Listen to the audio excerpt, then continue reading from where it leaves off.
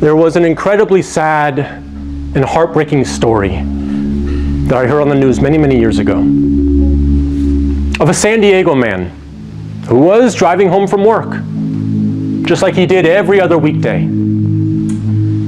But unfortunately, this day was very, very different. And that's because when he was driving home and he was getting closer to his neighborhood, he heard sirens and he became very concerned. And as he got closer and closer to his neighborhood, he saw smoke billowing and his heart, it dropped. And I want you to try to put yourself in his position. And as he turned onto his street, he saw police cars and ambulances and fire trucks everywhere.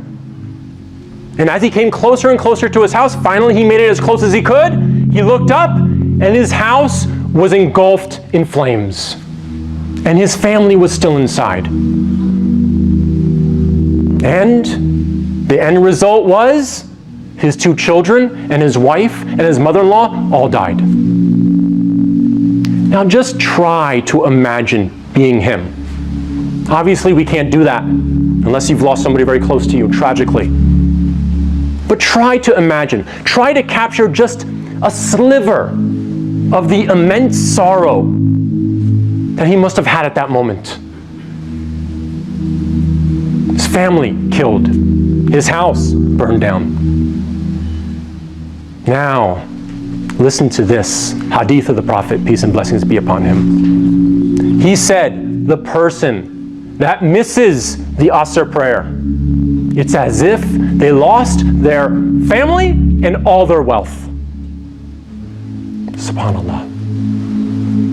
How can we, after hearing this hadith, ever miss another salah again?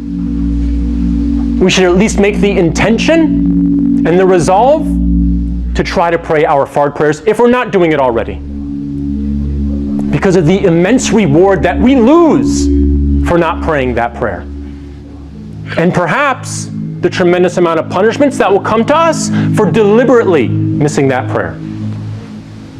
The Prophet, peace and blessings be upon him, he said the first thing that will be inquired, that you will be held to account for on the Day of Judgment, is your salah. If it is sound, you will be successful. And if it is lacking in any way, you will be doomed.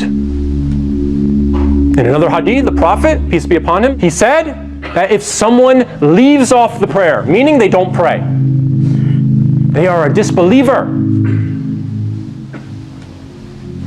And then finally, in Surah 74, ayah 42 and 43, a conversation is conveyed to us, is documented, of the people in paradise who looked down on the people of hell and asked them, what caused you to be in hell? And they responded, we were not of those who prayed.